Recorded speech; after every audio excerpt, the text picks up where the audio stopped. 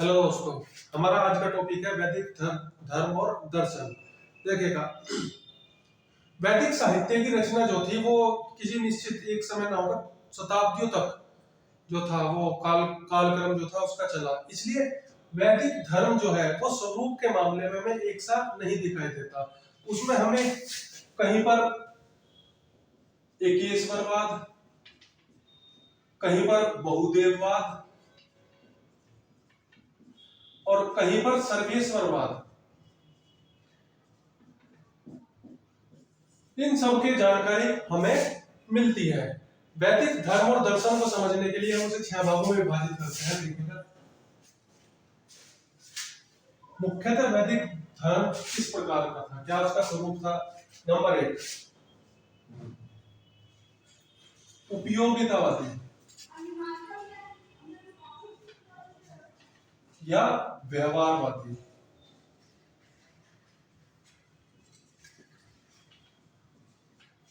Number 2, प्रवृत्ति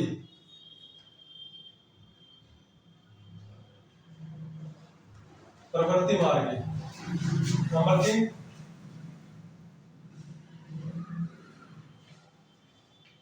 पुरोहितों की प्रधानता, इसमें हमें मिलती है। चौथा,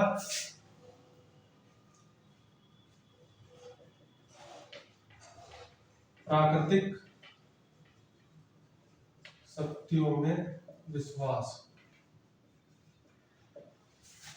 5वां, देवों का विभाजन या स्वरूप और दर्शन। और छठा, यज्ञों में कर्मकांड की प्रधानता। इन 5-6 टॉपिकों के अंतर्गत हम वैदिक धर्म और दर्शन के बारे में जानने का प्रयास करते हैं। देखिए, सबसे पहले उपयोगितावाद या व्यवहारवादी। वैदिक कालीन लोग जो थे ये यज्ञ क्या करते थे, और यज्ञ में सोम या घी इसकी आहुति दी जाती थी। इसके माध्यम से अपनी बात जो थे वो देवताओं तक या परम शक्ति जो थी उस तक पहुंचाते थे। और ये लोग जो थे अपने इन यज्ञों में पुत्र प्राप्ति, धन प्राप्ति, धान्य, युद्ध में विजय आदि इन सब की कामना जो थी वो किया करते थे। वास्तव में ये प्रैक्टिकल जीवन जीते थे और यज्ञों के द्वारा उन्हीं को पाने की कामना वैदिक कालीन लोगों द्वारा की जाती थी। दूसरा है प्रवृत्ति मार्गी। वैदिक कालीन लोग जो थे ये देखिएगा, वैदिक काल में कहीं भी संन्यास, ऋग्वैदिक साहित्य है उसमें संन्यास और मोक्ष इनकी कल्पना कहीं नहीं की गई है। इनका जिक्र जो है वो कहीं नहीं मिलता। ये बाद में वैदिक साहित्य में जो थे वो जोड़े गए। अथर्ववेद या उसके बाद में जो वैदिक साहित्य रचा गया उसमें ये मिलते हैं। ये मुख्यतः लौकिक सुखों की कामना के लिए जो थे यज्ञ वगैरह किया करते थे और इनका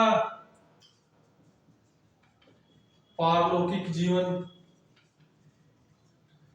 मृत्यु से बचने के कोई तरीके, इस तरह के बारे में इनका कोई विशेष मंतव्य था नहीं। तो ये मुख्यतः लौकिक सुखों की कामना के लिए ये किया करते थे। संन्यास या मोक्ष जैसा कॉन्सेप्ट इस समय तक नहीं आया था। डॉक्टर ईश्वरी प्रसाद इनके व्यवहारवादी और प्रवृत्ति मार्गी जीवन को देखकर कहते हैं कि जिस प्रकार का स्वातंत्र्य और उल्लास ऋग्वैदिक जीवन में मिला उसके बाद को देखने को नहीं मिलता है। तीसरा है पुरोहितों की प्रधानता। देखिएगा, क्योंकि यज्ञ जो थे उसके विशेष महत्व था इस काल में, तो उनको संपन्न कराने का कार्य जो था वो पुरोहितों द्वारा किया जाता था और बड़ी संख्या में यज्ञ हुआ करते थे। इनमें पुरोहितों को धन और धान्य जो था वो बहुतायत की मात्रा में मिलता था। इसी चीज को देखकर राधा कांत राधा कुमुद मुखर्जी जो एक इतिहासविद थे, उनका कहना था कि जो ऋग्वैदिक काल का धार्मिक स्वरूप था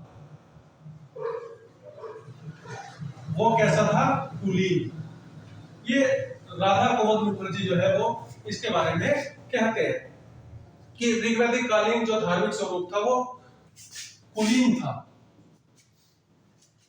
इसके अलावा जैसे जैसे समय बढ़ता चला गया, यज्ञों की महत्ता जो थी वो बढ़ती चली गई, बड़ी मात्रा में यज्ञ होने लगे और उसी का नतीजा था कि प्रारंभ में यज्ञ को संपन्न कराने में 7 पुरोहित की आवश्यकता होती थी, लेकिन बढ़ते बढ़ते ऋग्वैदिक काल के अंत में और उत्तरवैदिक काल में इनकी संख्या जो थी बढ़कर 16 हो गई। तो 16 पुरोहितों की आवश्यकता जो थी यज्ञों को संपन्न कराने में होती थी। तो पुरोहितों का इस सिस्टम में बहुत ही विशेष महत्व था। प्राकृतिक शक्तियों में विश्वास, नेक्स्ट पॉइंट। ऋग्वैदिक कालीन लोग जो थे ये प्राकृतिक शक्तियों में विश्वास करते थे और इनके जो देवता थे या जिनकी ये पूजा करते थे वो प्रत्यक्ष या अप्रत्यक्ष रूप में वो प्रकृति को ही एक तरीके से इंगित करते थे। जहां इन्हें प्रत्यक्ष रूप में कोई वैदिक देवता मिला ठीक है, लेकिन जहां पर अप्रत्यक्ष रूप में कोई शक्ति मिलती है तो उसको वो मानवीय रूप दे दिया गया। इनके जो प्रमुख देवता थे वो उनका मुख्य जो खाने पीने का तरीका था, भोजन था, वो वही था जो मानवों का था। मानव जो खाते थे जैसे सोम, देवताओं का भी प्रिय था और मनुष्य का भी प्रिय था। इसी प्रकार ये लोग जो थे जैसे पशु पूजा, कुछ देव जो है वो पशु के रूप में भी हमें इस काल में मिलते हैं। जैसे सरामा, ये एक नाम हमें मिलता है, ये पवित्र कुतिया जिसकी पूजा की जाती थी। इसके अलावा कई जगहों पर इंद्र की वृषभ के रूप में भी पूजा होती थी और सूर्य की अश्व के रूप में हमें पूजा जो है वो देखने को मिलती है। तो ये लोग जो थे प्रकृति में विश्वास करते थे और जिससे भी इन्हें कुछ मिलता था उसे ही एक देव के रूप में उसकी पूजा करते थे। जैसे ये लोग वायु की पूजा करते थे, सूर्य की पूजा करते थे, मरुत की पूजा करते थे, वरुण की पूजा करते थे, इंद्र की पूजा करते थे। तमाम अलग देवी देवताओं को जहां से भी इन्हें मिलता था उन सब की ये यानी मुख्य रूप मोटे तौर पर करते थे, ये प्रकृति पूजक थे। नेक्स्ट देखते हैं देवों का विभाजन। ऋग्वेद में देवताओं की 33 कोटि बताई गई है, यानी 33 प्रकार के देवी देवता जो थे वो इस समय थे। यास्क, इन्होंने ग्रंथ लिखा निरुक्त और इसमें देवताओं को 3 भागों में विभाजित किया।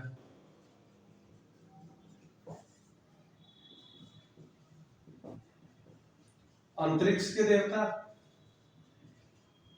आकाश के देवता और पृथ्वी के देवता।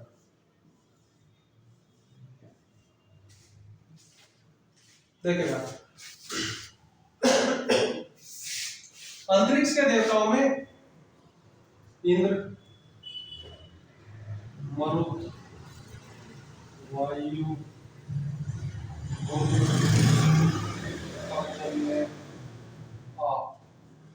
ये प्रमुख कुछ देवता थे जो अंतरिक्ष के देवताओं में आते थे। इसके अलावा आकाश के देवताओं में तो सूर्य, सविता, उषा, पूषण आदि कुछ प्रमुख आकाश के देवता थे। और पृथ्वी के देवताओं में पृथ्वी, अग्नि, सोम, बृहस्पति, सरस्वती, अरण्या। देखिएगा इनमें मरुत जो थे ये आंधी के देवता थे। वायु से आप समझते ही हैं, हवा के देवता। रुद्र, इनका ऋग्वेद जो है इसमें 3 बार वर्णन आया है। ये स्वभाव से क्रोधित है और माना जाता है कि ये शिव, आधुनिक शिव के प्रारंभिक रूप जो थे वो इसी रूप में, रुद्र के रूप में इस समय पूजा जाता था। पर्जन्य, नदी व वर्षा के देवता थे। आप सृष्टि की रचना जिन्होंने की वो ये थे। ये कुछ प्रमुख देवता थे जो अंतरिक्ष के देवता माने जाते थे। इसके अलावा आकाश के देवताओं की बात हम करें तो ध्वज जो थे ये देवताओं के पिता, इन्हें वृषभ के रूप में भी पूजा जाता था, उसमें माना जाता था।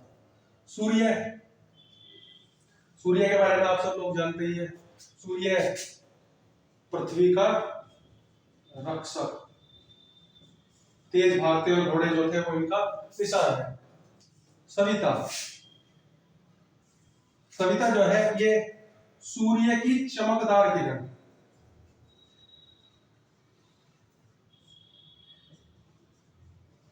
ऋग्वेद का जो तीसरा मंडल है जिसकी रचना ऋषि विश्वामित्र ने की है, उससे हमें गायत्री मंत्र प्राप्त होता है और गायत्री मंत्र में सविता की ही पूजा की गई है। उषा जो है ये प्रातः काल की देवी है।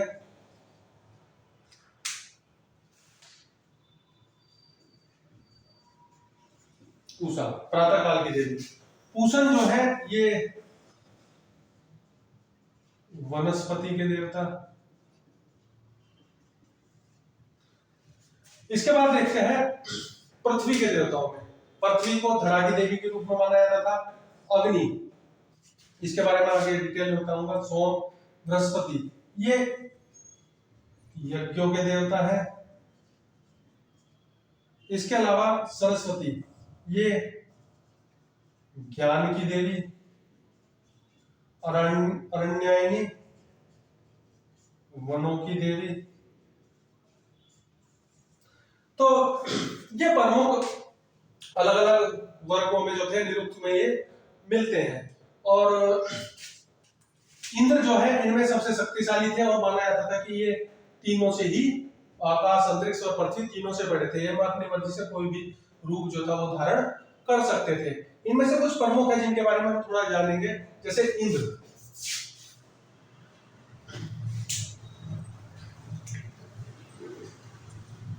इंद्र की महत्ता इस बात से लगाई जा सकती है कि ऋग्वेद के 1/4 सूक्त जो है वो इंद्र की स्तुति में कहे गए हैं।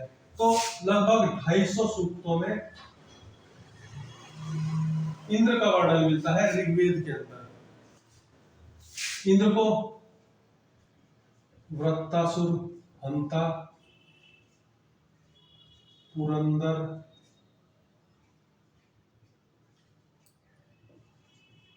पुराभित,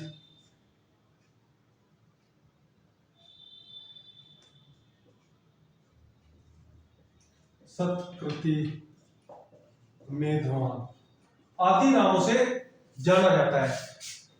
वृत्तासुर नाम के राक्षस की इन्होंने हत्या की थी, इसलिए इन्हें वृत्तासुर हंता की संज्ञा दी जाती है।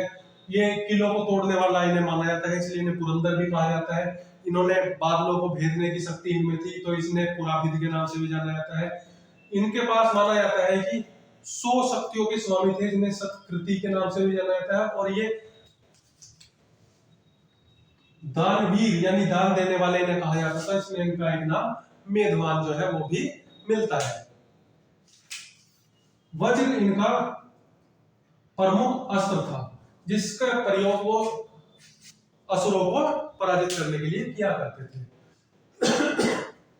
इसके बाद दूसरा स्थान वैदिक साहित्य में या ऋग्वेद में जिस देव का मिलता है वो था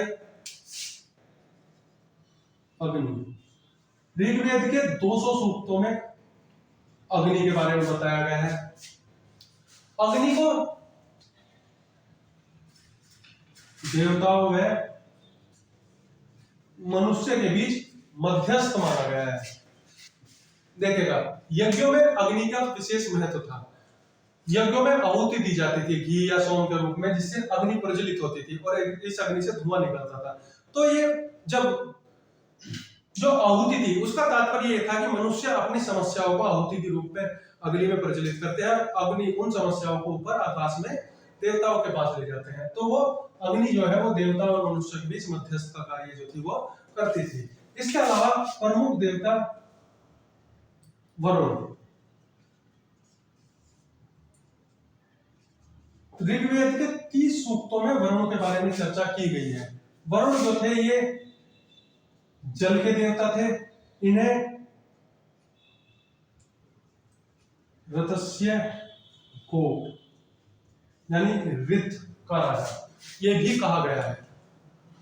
देखिएगा, ऋत से तात्पर्य विधि विधान से है, तो और गोप यानी वो राजा, उसका विधि विधान का राजा।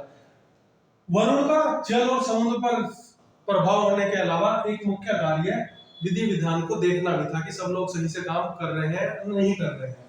तो ऋत की व्यवस्था बनी रहे, इस ये कार्य भी वरुण के देखने का था।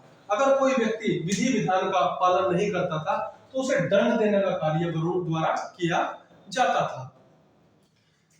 यहां तक कि देवी और देवता जो थे वो भी वरुण जो थे इनके दंड से नहीं बच पाए थे। अगर वो भी अपने नियमों का पालन नहीं करते थे तो उन्हें भी दंड का भागी जो था वो बनना पड़ता था। वरुण जो थे उन्हें दंड दिया करते थे। देखिएगा, ऋत क्या है? वैदिक काल में हम देखते हैं कि यज्ञ बहुत किए जाते थे। यहां पर यज्ञ जो था उसका तात्पर्य जो था वो केवल कर्म कांड से नहीं था। यज्ञ से तात्पर्य जो था वो समर्पण से था। यानी जिस प्रकार नदी जो है वो समुद्र की ओर ही बहती है, समुद्र अपनी सीमा को पार नहीं करते, हवा जो है अपने समय पर होती है, सूर्य अपने समय पर उगता है और अपने समय पर छिप जाता है, तो और वो सभी जो है वो प्रकृति के विधान का पालन करते हैं। इसी प्रकार कहा जाता है मनुष्य का जीवन जो है वो भी समर्पण के माध्यम से ही पल्लवित या आगे बढ़ता है। और जो व्यक्ति इन नियमों का पालन नहीं करता था उन्हें जो थे वरुण दंड देते थे। कहा जाता है कि सूर्य और चंद्रमा जो है वो वरुण की दो आंखें थी और वो सब पर अपनी उनके गुप्तचर जो है वो सब जगह फैले होते हैं और वो सब पर निगाह रखते हैं। जहां कहीं भी विधान का पालन नहीं होता या उसको भंग किया जाता है तो वरुण उन्हें दंड देते हैं। देखिए, इसके अलावा सोम, ऋग्वेद का 9वां मंडल। पवना अंगिरा नामक ऋषि है जिन्होंने इसकी रचना की थी। इसमें टोटल 114 सूक्त हैं और सभी में सोम का वर्णन मिलता है। सोम को वनस्पति या औषधि का अधिष्ठाता या इसका प्रमुख जो है वो भी माना जाता है। तो ये कुछ प्रमुख देवता थे। इसके बाद नेक्स्ट पॉइंट आता है यज्ञों में कर्मकांड की प्रधान। देखिएगा, जैसे हम जानते हैं यज्ञ जो थे वो बहुत सारे होते थे तो उनमें कर्मकांड की प्रधानता थी। दो प्रकार की यज्ञ प्रणाली इस समय हमें देखने को मिलती है, एक स्रोत यज्ञ और दूसरे गृह कर्माणि यज्ञ या गृह कर्माणि यज्ञ। देखिएगा इन दो में अंतर क्या था। सबसे पहले गृह कर्माणि या गृह कर्माणि यज्ञ, इसे जो थे जो गृहस्थ लोग थे उनके द्वारा गृह कर्माण्य किया जाता था। सामान्यतः कभी जन्म के समय, मृत्यु के समय, विवाह के अवसर पर या किसी अन्य उपलक्ष्य में सामान्य जनों द्वारा इन यज्ञों को कराया जाता था। जबकि स्रोत यज्ञ जो थे ये राजन्य और धनी व्यक्तियों द्वारा किए जाते थे। ये कई महीनों और सालों तक चलते थे। इनमें बहुत धन लगता था और सब लोग इन्हें नहीं कराते थे, केवल राज परिवार के लोग या बहुत धनी लोग ही इन यज्ञों को कराते थे। इनमें सोत्रामणि यज्ञ, अग्निष्ठोम यज्ञ,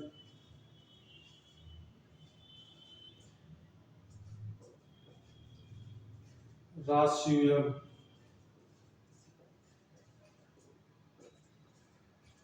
दर्श, पूर्णमास यज्ञ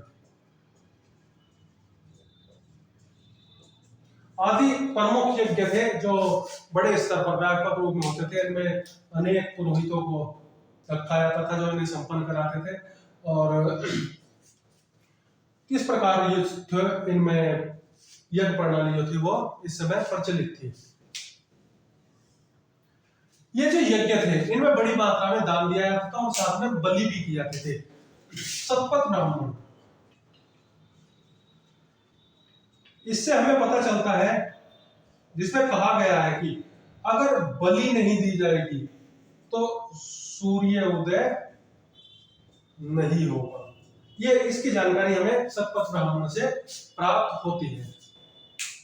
तो धीरे धीरे ऋग वैदिक काल के अंत तक आते आते यज्ञ जो थे वो बड़ी मात्रा में होने लगे थे। पुरोहितों की संख्या में बढ़ गई थी। कई कई दिन तक, महीनों और सालों तक चलने वाले यज्ञ होने लगे थे। इनमें बड़ी मात्रा में दान दक्षिणा दी जाती थी। बलि जो थी वो भी बड़ी मात्रा में होने लगी थी, जिससे काफी मात्रा में पशुओं की हत्या की जाती थी। बलि के समय हत्या के लिए जिस स्तंभ से पशु को बांधा जाता था उसका नाम यूप मिलता है।